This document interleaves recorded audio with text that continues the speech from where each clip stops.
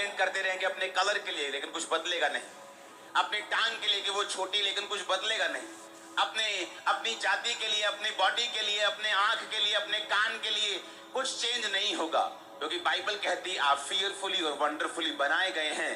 अपने आप को स्वीकार करो, उस प्रेम को स्वीकार करो जिसके द्वारा आप बनाए गए हैं। अपने आप को एक्सेप्ट करो। जब तक आप अपने आप को स्वीकार नहीं करेंगे जैसे आप बनाए गए हैं, परमेश्वर को आपको यूज करने में दिक्कत होगी। वो अंडर कॉन्फिडेंट लोगों को यूज नहीं कर पाता। कई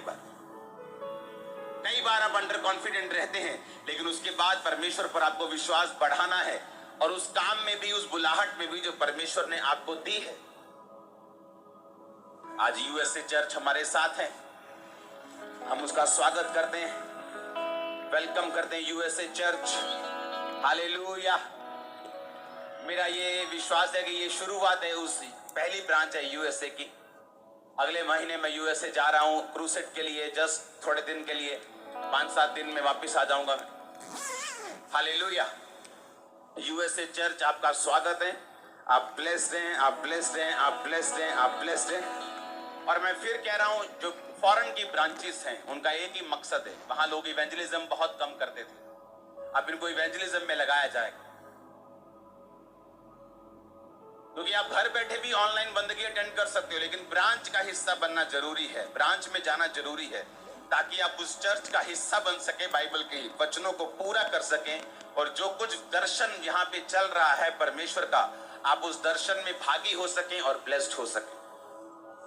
परमेश्वर विश्वासियों को जो ब्लेस करता है वो उनकी प्रेयर से करता है, और प्रेयर से ज्यादा उस विजन से करता है जो विजन परमेश्वर ने आपको दिया, आपके अगुए को दिया, और आप उस विजन में साथ देते हैं। इसलिए पौलुस ने कहा, मैं जब आया तुमने एक नहीं 2 बार मेरी सहायता की, अब परमेश्वर तुम्हारी हर घटी को महिमा सहित मसीह यीशु में पूरा करेगा।